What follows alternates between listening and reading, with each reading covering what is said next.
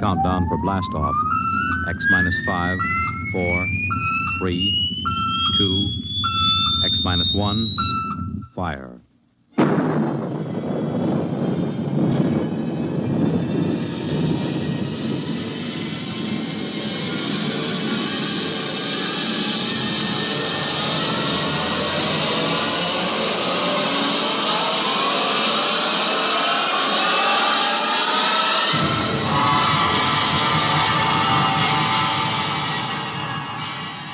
From the far horizons of the unknown come tales of new dimensions in time and space.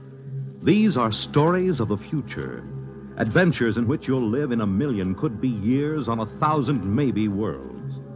The National Broadcasting Company, in cooperation with Galaxy Science Fiction Magazine, presents X minus 1.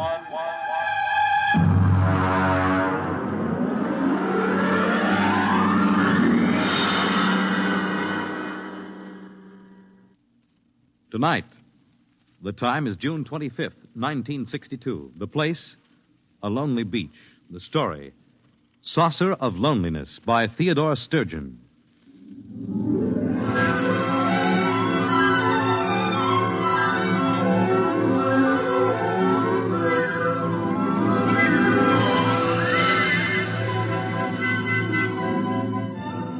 My name is Jason Beniades. I'm a newspaper reporter, 31 years old.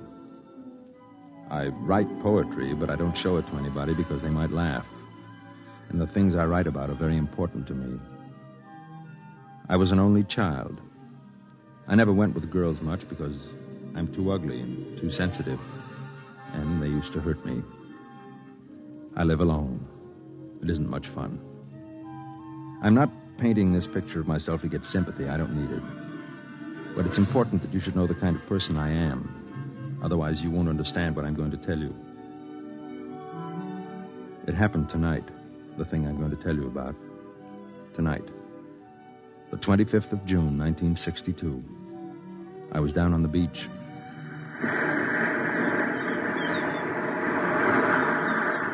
Hey, mister! Hey, mister! What is it, kid? You seen a cop around any place? On this beach? I found this pile of clothes down near the rocks. The lady's dress and shoes.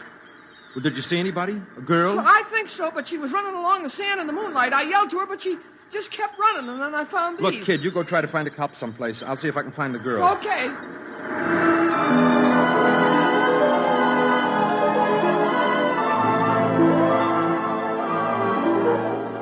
I thought to myself, she's dead. I'll never find her now in this white flood of moonlight with the surf seething in over the pale sand. I ran and ran until my knees buckled and went down in the swirl of it. The sea on my lips, with the taste of tears, and the whole white night shouted and wept. And then I saw her, waist deep, walking into the surf. Stop! Stop it! Come back! Come on, come out. Let go. Let me go. Don't do it. Please don't. Leave me alone. Leave me alone. I'm going to have to hit you. Forgive me.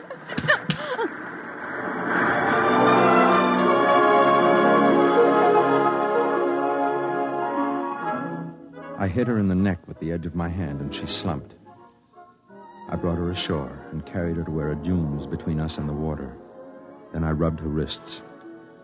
She had a pale, beautiful face with ancient, bottomless blue eyes. She opened them and looked at me after a moment. It's all right. Here, put my coat over you. Why couldn't you leave me alone? I couldn't. Why? Because it's important to me. I suppose you want to know why I did it. If I told you I understand, would you believe me? How could you understand? Maybe I know what it means to be lonely. That's it, isn't it? I don't know. I'm so terribly tired. Put your head against my arm and just stay. Don't be afraid. I've been looking for you for a long time. Looking for me? All my life. did you know? I don't believe you. It's true. I found your message.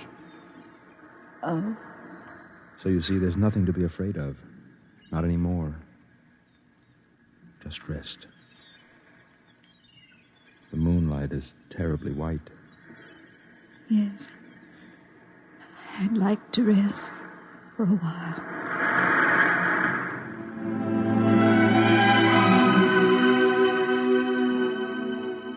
She didn't remember it, of course. But I was one of the reporters who had covered the story when it first happened, 5 years ago.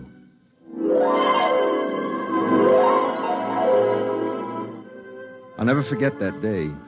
I was working the police blotter. It was a quiet summer afternoon when they brought her in. 2 big cops in blue uniforms. Come on now, girlie, come on. Let me go. I haven't done anything. Take it easy now. What's the trouble, Connolly? Disturbing the peace, Sergeant. Is this that Central Park call? Hey, this is it. I thought you radioed that there was a near riot up there. Oh, you should have seen the place. All right, give me the report. Well, me and Bennett got up there, and there was a mob of people all surrounding this girl, see? So we bust through, and there in the middle of maybe 600 people, she's lying there, sort of in a faint. I asked a couple of people what the difficulty was, and they tell me it's the flying saucer. The what? The flying saucer. What flying saucer? Let me finish, Sergeant. What flying saucer, I ask. And then they says that this girl was standing on the green, and suddenly the saucer comes down and starts whirring over her head like a halo. What is this, miss? A gag? It happened. It did, eh? Well, now suppose you tell me your version.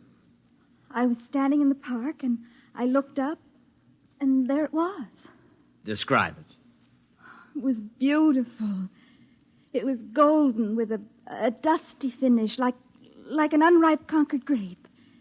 It made a faint sound, a chord of 2 tones, and it circled over my head like some great round hummingbird. Go on. Well, other people must have seen it because they were all looking at me and pointing. I saw one man cross himself, and then it came down and touched me and spoke to me. This flying saucer spoke to you? Yes. And, just what did it say to you? I said, what did it say?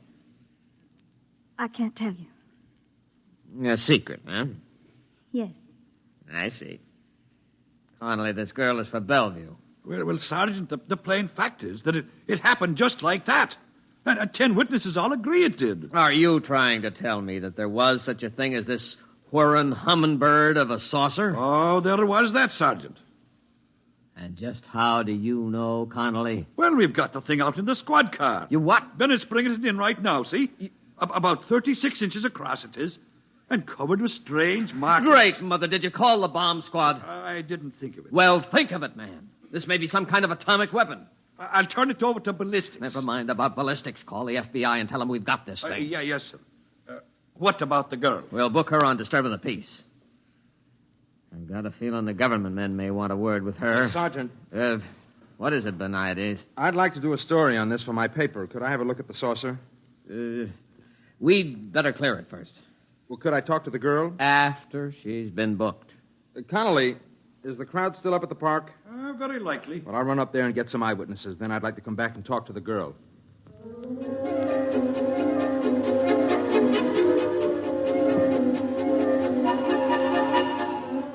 Up at the park, they were still buzzing about it.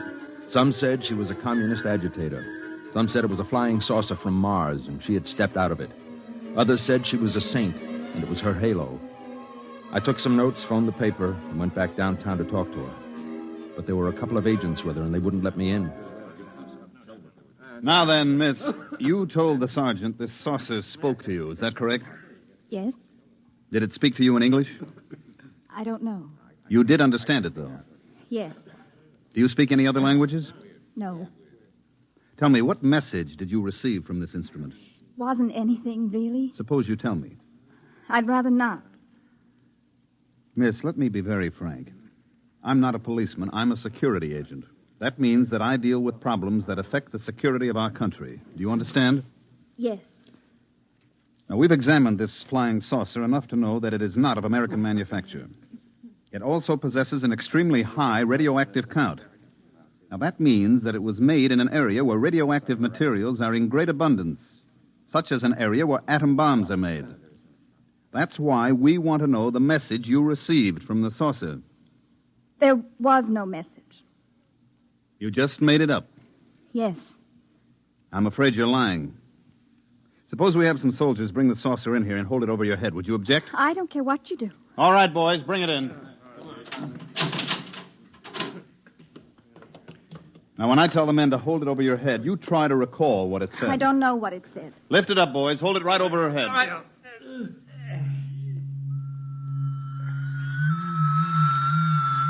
It's talking to you now, isn't it? Yes. What is it saying? What did it say? All right, boys, crate it up and send it down to the National Research Laboratories. Right. What about the girl, sir? We'll get nothing out of her. I don't believe she really knows what that humming noise is. Better have a psychiatrist examine her. Yes, sir.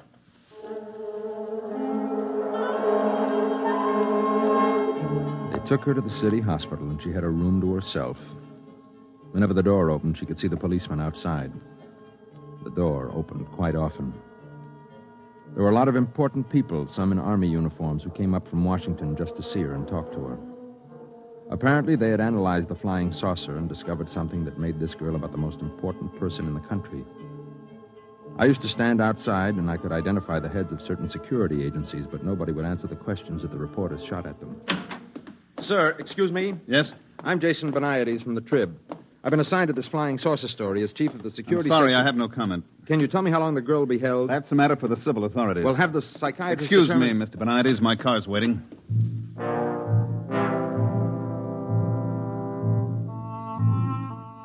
A few days later, she was released from the hospital and returned to the court to be tried on the disorderly conduct charge. They found her guilty and fined her $15 and turned her loose. When she walked out of the courtroom, she was handed a subpoena to appear before a congressional committee in private session. She answered all their questions except one. My paper sent me over to cover the hearings. Now, young lady, I want to remind you that I'm a senator of the United States and empowered by the people of this country to ask questions relating to matters of security. You understand? Yes? Your name is Janet Boyce, is it not? I told you that. Now, at an earlier session, you testified that as a young girl, you were a member of a certain organization in your neighborhood. Would you name it? The Rinky Dinks. Who comprised the Rinky Dinks, Miss Boyce? It was just a bunch of girls who got together to play field hockey and listen to recordings. Any particular recordings? Mostly Eddie Fisher. I see. Now, this flying saucer, you said it talked to you. You did say that, didn't you? Yes. And then you denied it. Yes. Why? Because I was tired of answering questions. Young woman, let me put something to you squarely. Oh, by the way, I think that there are members of the press here. I can divulge a rather spectacular piece of information to you.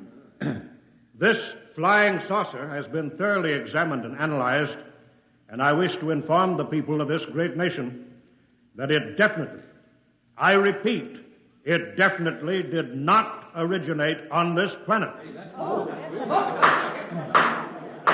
Now then, Miss Boyce, consider that it is possible that our Earth might be attacked from outer space by beings much stronger and cleverer than we are. And consider that perhaps you have the key to our defense against those beings. Don't you owe it to the world? I don't think I owe anything to anybody. Even if the Earth was not attacked, just think what an advantage it would give this country over its enemies. Young woman, I ask you, what did that flying saucer say to you? Do you know that what you're doing is tantamount to working for the enemies of your country? I will give you one more chance. What was the message? It was personal. Gentlemen, I move that Miss Janet Boyce be cited for contempt.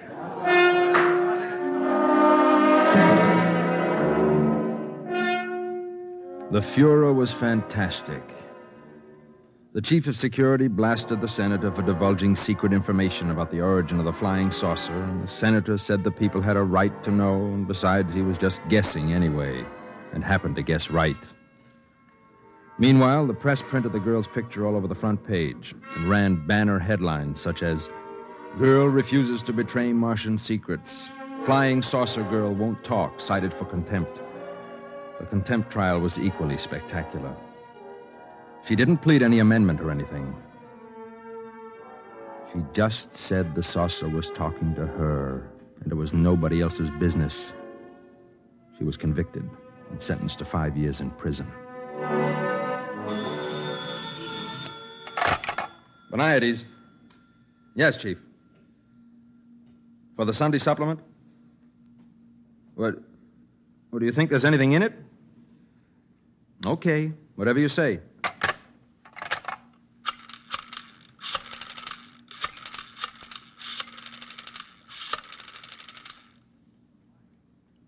Mike, get me everything you can on that flying saucer girl, will you? Yeah, the one that was sent to jail about 4 years ago. See if you can find out what she's doing now. She was released about 6 months ago, I think. Uh-huh. Yeah, the boss wants a feature for the Sunday supplement. Okay.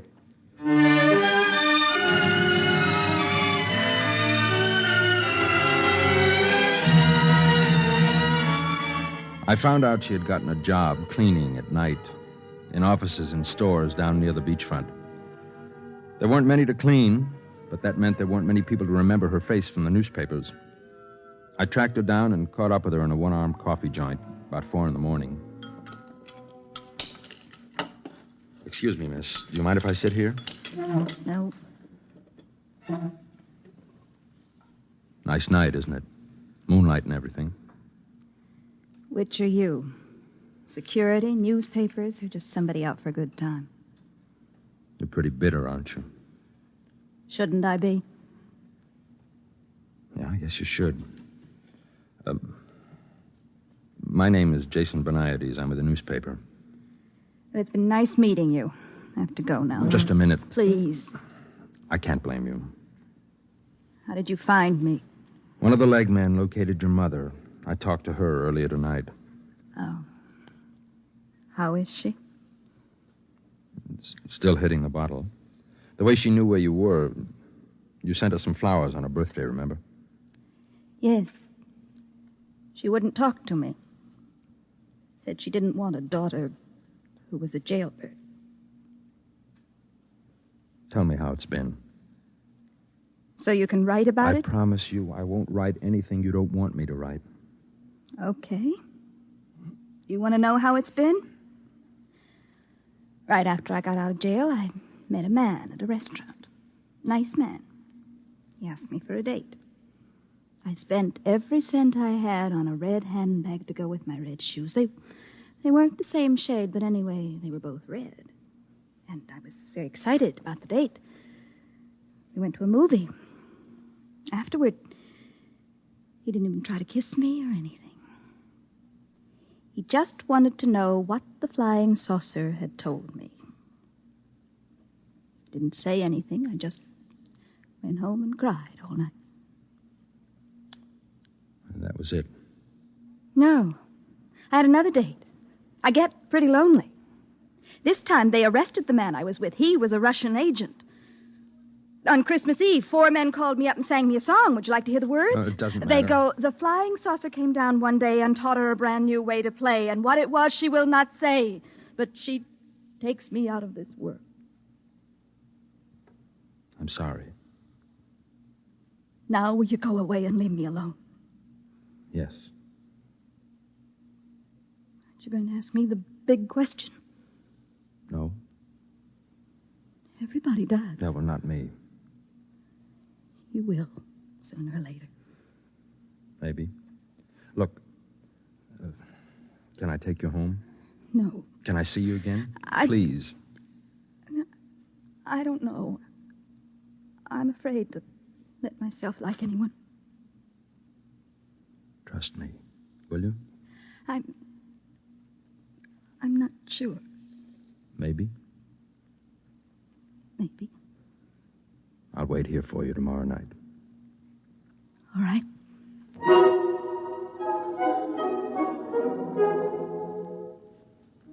The next night, I went back to the coffee joint to wait for her. I knew she got through about 4 in the morning. I got there about 15 minutes early. Mr. Benides? Yes. Say, you're the chief of the security section, aren't you? You have a good memory. You mind if I sit down? Well, I'm expecting someone. Yes, I know. Oh, I see. I'd like to talk to you. Go ahead.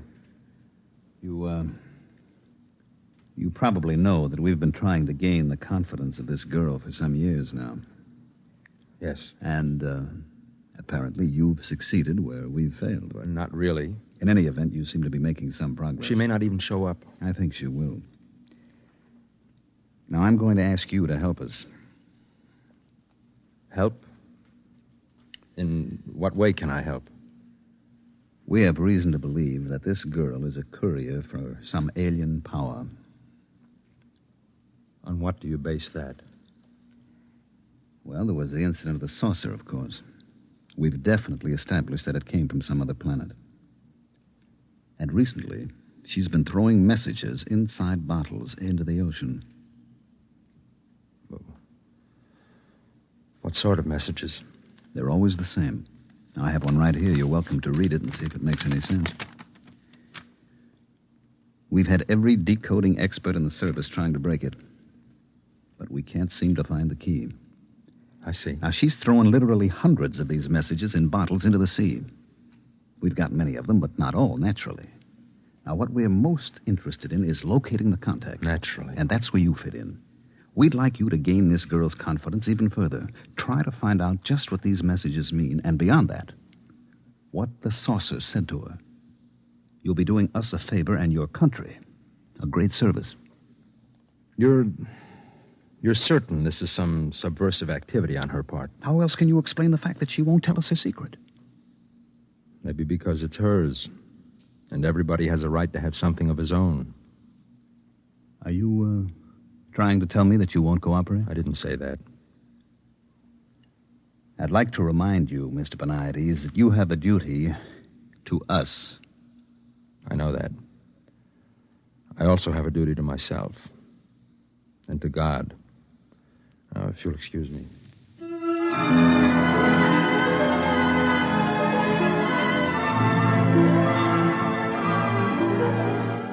I folded the bottle message and put it in my pocket. I waited for her to show up. The minutes went by, and the hours, and I knew she wasn't coming. Oh, she had come and seen me with the chief and changed her mind. That's when I left the cafe and walked down to the beach. That's when I dragged her out of the surf before she could follow one of her bottles into the water. How do you feel now? Are you cold? Why should you care? I do. Is that why you were sitting with the security chief in the cafe? I didn't arrange that meeting. He asked me to spy on you. I suppose he told you about the bottles. Yes. Wonder how much of the taxpayers' money they spent gathering them up. You'd think they'd get tired of it. All the writing in the bottles is the same. Maybe you could have saved a lot of trouble. Do you think so? All of them. Judges, jailers, jukeboxes, people. Do you really think it would have saved me a minute's trouble if I told them the whole truth at the very beginning? Wouldn't it? No. They wouldn't have believed me. What they wanted was a new weapon. Some super scientific super science from some alien super race. Science. That's all they think of. No, it's pretty important. Would it ever have occurred to them that this super race from another planet might have super feelings? Or super longings? Or super loneliness? No. All they think about is weapons. Isn't it time you asked me what the saucer said? No. They all asked me. I don't have to ask you. I know. You know? Let me read it to you.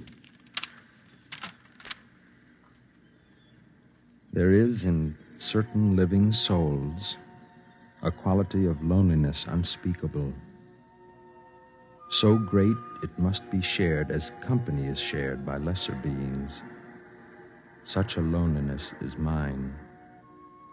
So know by this that in immensity there is one lonelier than you. How did you know? It's the message you put in the bottles. The same message that some lonely, strange being in some other world put into a bottle, only his bottle was a flying saucer and sent across space to you. You knew. I'm lonely too. Look at me. I've never had the love of a woman. They think I'm pretty ugly. You're not ugly. No. I don't feel ugly right now. Say it again.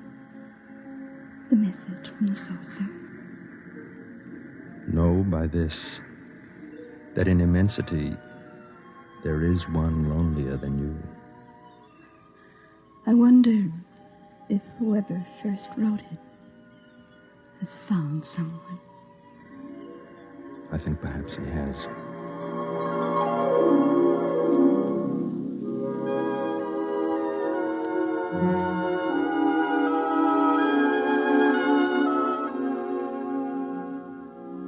She looked at me and said nothing. But it was as if a light came from her. More light than even the practiced moon could cast.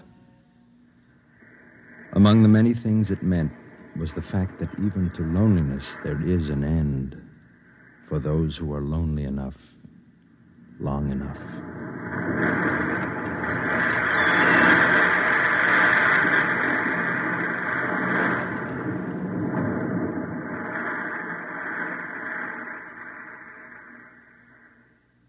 You have just heard X-1, presented by the National Broadcasting Company in cooperation with Galaxy Science Fiction Magazine, which this month features I Am a Nucleus by Stephen Barr, the story of a man who felt he was hexed because his comfortably untidy world had suddenly turned into a monstrosity of order. Galaxy Magazine, on your newsstand today. Tonight, by transcription, X-1 has brought you Saucer of Loneliness, a story from the pages of Galaxy written by Theodore Sturgeon and adapted for radio by George Lefferts. Featured in the cast were Elaine Rost as Janet, Nat Polan as Jason, William Keane as the sergeant, Jock McGregor as the cop, Mandel Kramer as the chief, and Wendell Holmes as the senator. This is Fred Collins. X-1 was directed by Fred Way and is an NBC Radio Network production.